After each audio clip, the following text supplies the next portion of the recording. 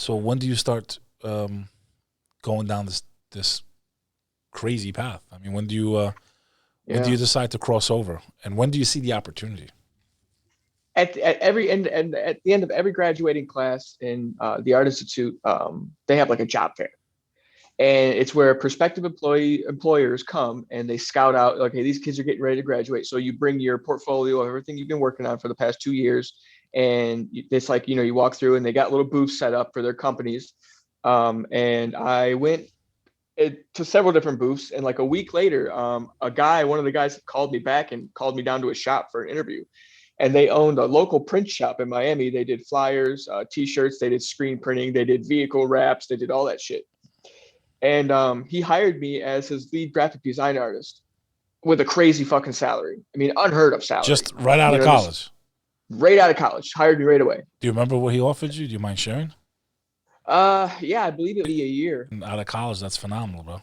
Yeah, 80 grand a You're year. lucky And if I you was like, get. oh, You're well, lucky if you and that get. was salary, I mean? So I wasn't like an hourly worker or anything. Like I just, I mean, they worked the shit out of me. And I was their lead graphic designer. I did everything at that place, but it was like, I'm making good money. I'm living in Miami. I got a nice apartment on Brickell downtown. You know what I mean? I'm doing all right. I'm I doing made good. 30,000 out of college, but I quit my job 6 months later. I said, this shit. I mean, they gave you almost three times, bro. What an average college student gets out of college, bro. Yeah. And then you're in Yeah. Brickell. Brickell's chilling. I mean, it's still a great place to party. I love Brickell. I Yeah. go there all the time.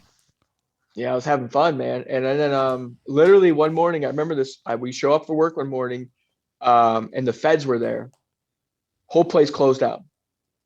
And they had arrested the owner, and his wife had showed up, and she pulls up in the Escalade. She jumps out. She's dealing with the feds. We're all getting questioned and shit. Like, what's going You on? have no idea what's going on.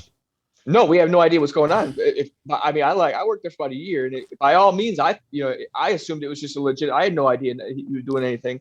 Apparently, he was using the company to launder money. He was a Argentinian. He was an Argentinian guy, so he was doing something. He went to the feds.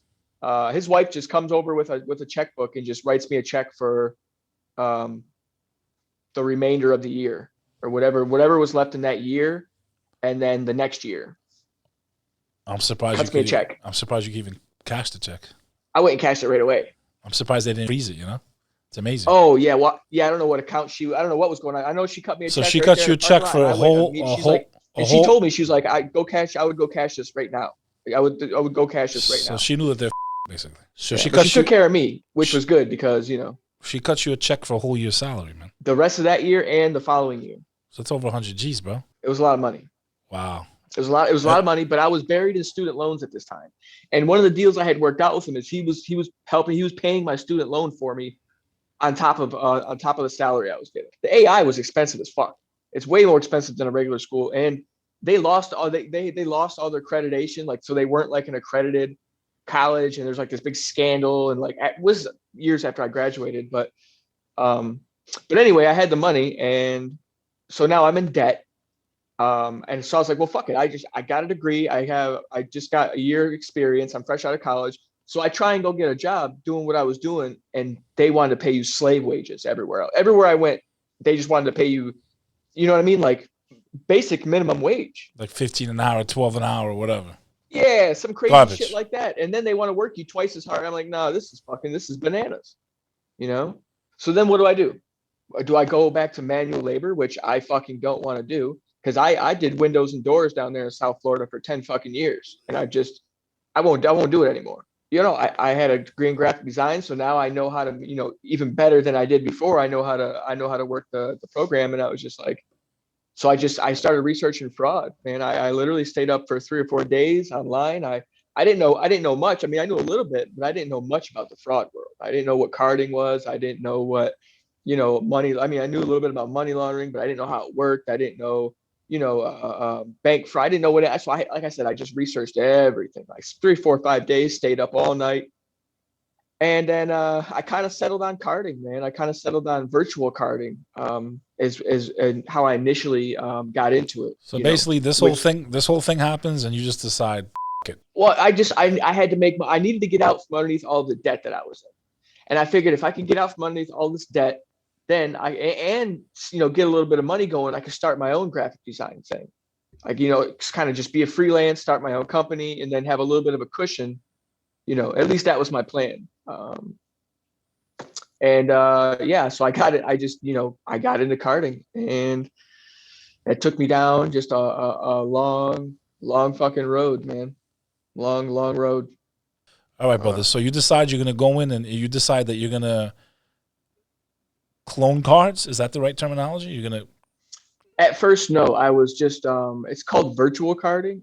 Basically, it's just so anytime you go to a website or you purchase anything online, you have to type in your card number, your name, your billing address, your shipping address. You have to type all that information into a query online. Now that information is subsequently saved on a server somewhere. Now that information is then liberated from those servers via hackers, from Ukraine, Russia, wherever they are, and then that it's subsequently resold on the forums or on the dark web, or the various other platforms that this information is trafficked on. So what you do is you buy this information, and then say I were to go online and try and purchase things, but instead of using obviously my credit card information, I'm using the credit card information that I bought, which is yours or whoever's. That's the basic virtual carding situation. You remember? And that's what I started doing first. Yeah. Do you remember your first score? So would you like buy the info? I think it was something stupid just to try it at first. I think it might have been like a pair of boots or like some clothes or something. Delivered to a different address, right? Yeah. Yep. So, and then once I kind of perfected, I kind of had like a system down. And then I kind of was like, okay, now it's scalable, but only to a certain point. Thanks, brother.